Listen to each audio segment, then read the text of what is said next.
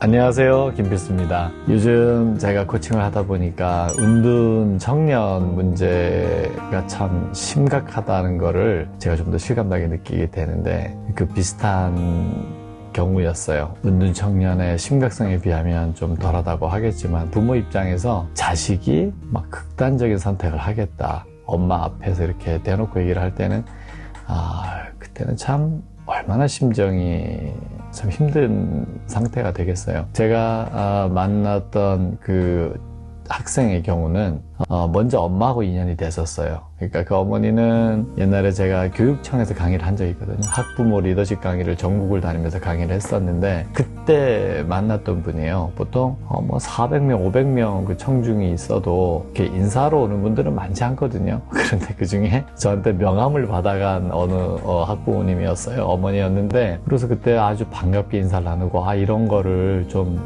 정기적으로 이렇게 하면 좋겠다, 그래서 그렇게도 한번 해보자고 얘기도 했던 참 적극적인 어머니였는데, 오랫동안 소식이 끊겼어요. 근데 어느 날 7년이 지났는데 갑자기 연락이 왔어요. 기억은 나요, 이분. 그래서 전화를 받았더니, 그때 교육청 강의하실 때 이렇게 들었던 누구누구인데, 그래서 그래요, 기억나네요. 어떻게 잘 지내셨어요? 그랬는데 목소리가 밝지가 않아요. 얘기를 들어보니까 어떤 상황이었냐면, 아들이 둘이 있는데 둘째 아들이 어렸을 때 큰 수술을 잘못했어요. 그러다 보니까 아이가 참 초등학교 들어가서부터도 이제 고등학생 나이가 됐는데, 그때까지 너무너무 힘든 게 많았던 거예요. 그러니까 엄마 입장에서는 이 아이를 돌보기 위해서 정말 만살 다 제쳐놓고 병원에 가서 수술, 치료 또는 어떤 음식을 뭘 먹어야 되고 일일이 다 챙기면서, 학교 다닐 때도 얘가 학교에서 혹시 또 무슨 일은 없을까. 하여튼 엄마는 그 둘째 아들 때문에 모든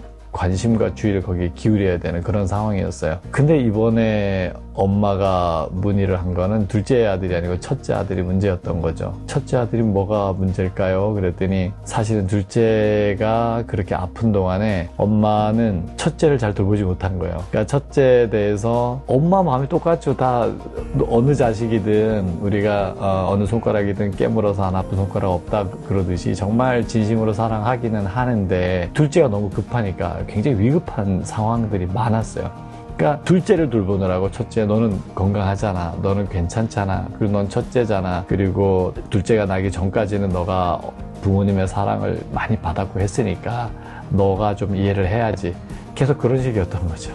그러면서 고등학교 얘가 3학년 나이가 됐어요. 근데 그 사이에도 학교는 다니지 않고 자기는 이제 음악을 하겠다고 하는 친구였어요. 그러니까 내가 음악할 건데, 그리고 학교는 너무 재미없고 학교 다니는 거 불편하고 그러니까 그냥 대안학교를 다녔었나, 하여튼 이 정규적인 학교 수업은 아니었어요. 그런 아이였는데, 이 아이가 그동안에 쌓였던 우울한 심정, 그 다음에 내가 부모님에게 인정받지 못하고 사랑받지 못했다는 생각, 그러다 보니까 자기가 좀 자존감이 낮게 느껴지고, 그러면서 생활하기 너무 불편하고 사람들 만나는 것도 불편하고, 도대체 내가 이렇게 왜 살아야 되지, 이런 생각이 들었던 거죠. 이제 이게 쌓인 게 폭발하면서 난폭하게 행동이 나오기도 하고, 말도 심해지고, 심지어는 엄마 앞에서 정말 죽어버리겠다는 식의 이런 얘기까지 나오니까 엄마가 너무 고민이 되는 거예요. 어떻게 하면 좋죠? 얘를 어떻게 해결할 방법이 없었는데, 그때 학부모 리더십 강의 들었던 게 생각이 난 거예요.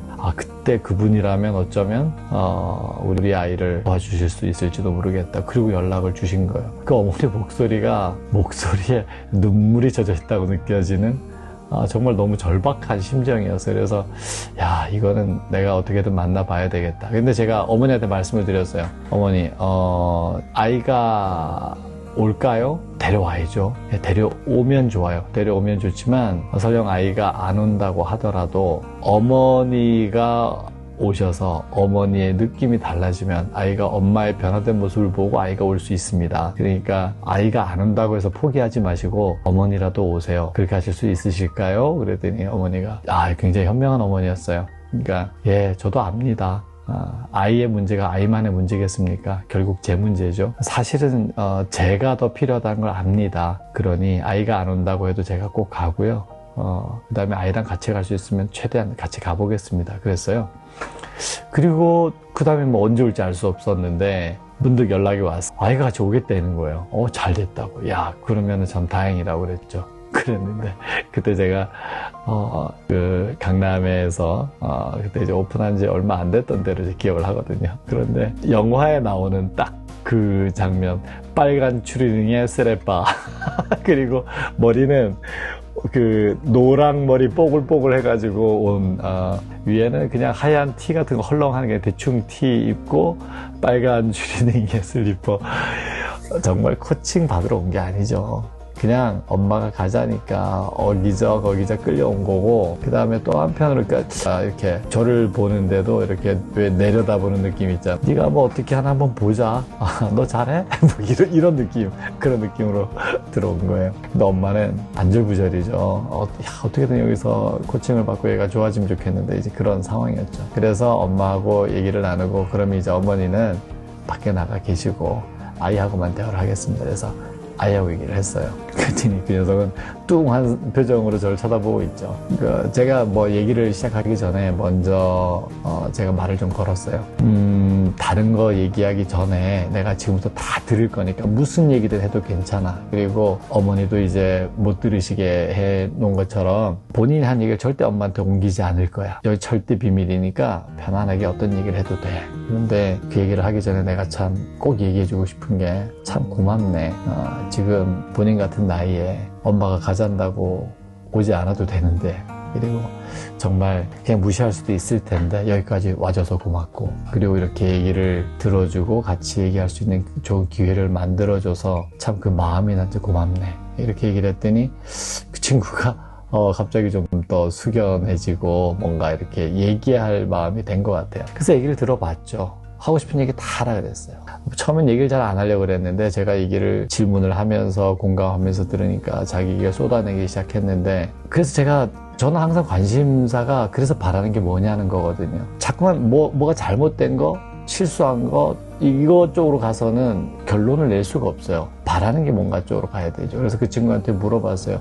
그래서 그렇게까지 힘들고 괴롭고 이랬는데, 그러면 이 친구는 정말 자기도 뭔가 발버둥을 치고, 동생이 아팠기 때문에 동생이 아픈 것도 이해하고 동생도 사랑하고 부모님 다 사랑하고 다 하지만, 나도 힘들 때 정말 부모님이 한 번만이라도 나를 좀 봐줬으면 싶은데 부모님은 항상 동생에게만 시선이 가 있고, 나는 그 힘든 과정들을 혼자 발버둥 쳐야 됐고, 그런 사이에 인정받지 못하고, 그렇다고 뭐 다른 사람들이 얘기하는 것처럼 뭐 그 사회 제도권에 있는 뭐 좋은 학교를 가거나 이런 것도 아니었고, 계속 자존감이 낮아지고 아무것도 안 되는 정말 절망적인 마음의 상태가 됐던 거였어요. 그래서 그 상태에서 그럼 뭘 하고 싶어 했더니, 음악을 하고 싶어요. 그래, 그럼 어떤 음악을 하고 싶어?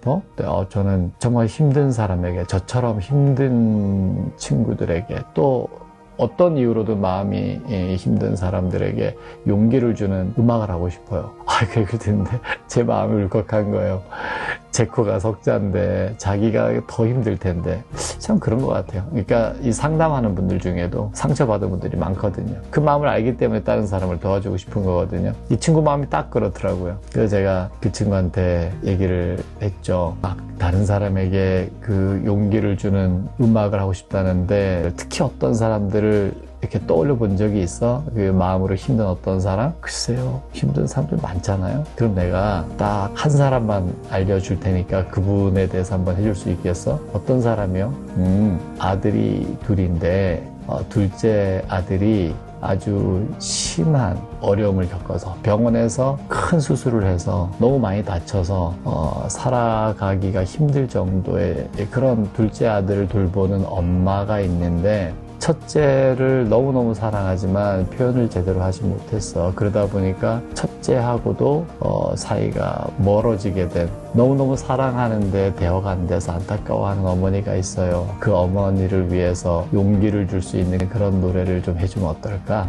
그랬더니 어땠겠어요. 그 친구도 마음이, 참 자기 여태까지 살아왔던 이야기니까 자기도 되게 감동이 됐겠죠. 저도 그 얘기하는데 마음이 울컥했어요. 정말 이 친구가 그런 역할을 해주면 좋겠다고 했는데, 갑자기 그 녀석이 눈물을 펑펑 흘리더니 저 코칭 받을게요 그러면서 결심을 하고, 제가 정말 바라는 음악을 하기 위해서도 이걸 제 마음부터 좀 치유를 해야 되겠습니다. 그렇게 결정을 했죠. 그리고 짧지 않은 기간 동안 이 친구 코칭을 받았어요. 코칭을 받는 동안에 참 성실하게 그 빨간 추리닝 안 입고 왔어요. 그 다음부터는 정말 이 친구가 정말 성의 있게 코칭을 받았고, 나중에 어떤 일이 벌어졌냐면 그때 그 첫째하고 엄마하고만 코칭을 받았잖아요. 그런데 형이 변했어요. 둘째가 그걸 보고 이게 웬일이지? 나도 이거 해줘. 왜 형만 해줘? 나도 해줘. 그래가지고 동생도 와서